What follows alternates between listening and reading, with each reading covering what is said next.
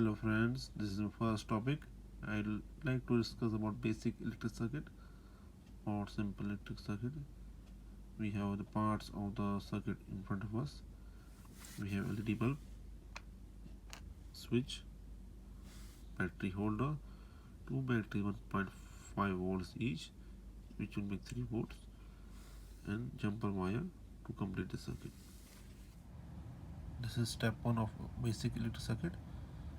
I have connected the negative of the battery holder, black wire, to the negative of the LED.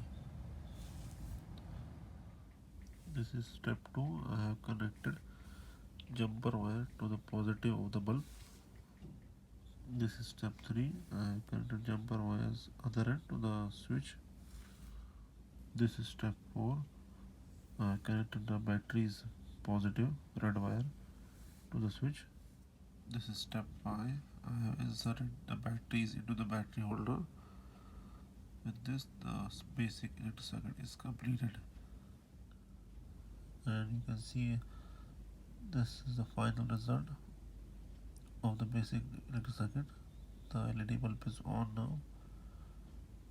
And switch off and check this off, on, off, on.